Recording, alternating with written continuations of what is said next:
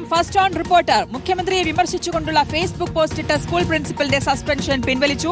നടപടി പിൻവലിച്ചത് മാനുഷിക പരിഗണന മൂലമെന്നാണ് വിദ്യാഭ്യാസ വകുപ്പിന്റെ ഉത്തരവ്. മേലാൽ ആവർത്തിക്കരുതെന്നും താക്കീതും നൽകിയിട്ടുണ്ട്.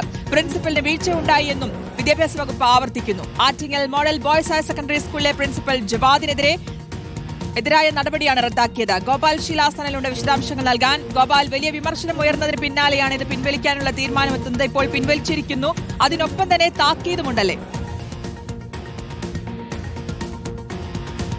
അതെ ശ്രുതി, വലിയ വിമർശനങ്ങൾ Attingal model boys higher secondary സ്കൂളിലെ പ്രിൻസിപ്പലായിട്ടുള്ള എസ് ജവാദിനെ സസ്പെൻഡ് ചെയ്തപ്പോൾ ഉയർന്നു വന്നിരുന്നു. മുഖ്യമന്ത്രിക്കെതിരെ ഫേസ്ബുക്ക് പോസ്റ്റ് ഷെയർ ചെയ്തതിന്റെ പശ്ചാത്തലത്തിലാണ് അന്ന് അദ്ദേഹത്തിനെതിരെ അച്ചടക്ക നടപടി ഉണ്ടാകുന്നത്. തുടർന്ന് ഇന്നിപ്പോൾ അത് ഔദ്യോഗികമായി പിൻവലിച്ചുകൊണ്ട് വിദ്യാഭ്യാസ വകുപ്പ് ഉത്തരവ് പുറത്തിറക്കിയിരിക്കുകയാണ്. ആ ഉത്തരവ് പുറത്തിറക്കുമ്പോഴും അധ്യാപകന്റെ ഭാഗത്ത് നിന്ന് വലിയ വീഴ്ചയുണ്ടായി എന്ന് ആവർത്തിക്കുകയാണ് പൊതുവിദ്യാഭ്യാസ വകുപ്പ്.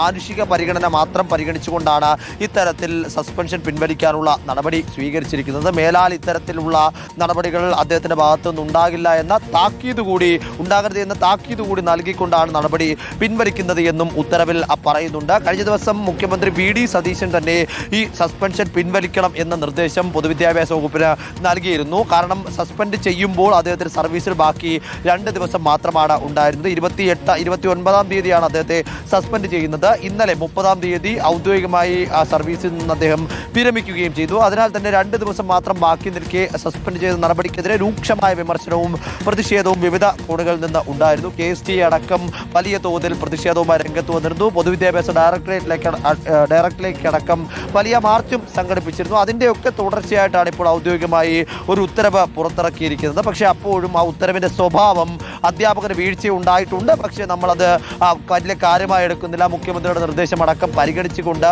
ഇനി മേലാൽ ആവർത്തിക്കരുത് എന്ന തരത്തിലേക്ക് ഒരു ഒഴിവുകൾ അല്ലെങ്കിൽ ഒരു ഇളവ് ചെയ്തു കൊടുക്കുന്നു എന്ന സ്വഭാവത്തിലുള്ള ഒരു ഉത്തരവാണ് പുറത്തിറക്കിയിരിക്കുന്നത്. എന്തായാലും വലിയ വിമർശനം ഉയർന്നിരുന്നു. ഇതിന് പിന്നാലെയാണ് ഇപ്പോൾ ഇങ്ങനെ ഒരു നീക്കം. അതിനൊപ്പം തന്നെ മാനുഷിക പരിഗണന മൂലമാണ് ഇങ്ങനെ ഒരു ഉത്തരവ് ഇറക്കിയിരിക്കുന്നതെന്ന് പറയുമ്പോഴും മേലാൽ ആവർത്തിക്കരുത് എന്നൊരു താക്കീത് കൂടി നൽകിയിട്ടുണ്ട്. ഗോപാൽ ശിലാസ്ഥാനിലാണ് വിശദാംശങ്ങൾ നൽകിയത്.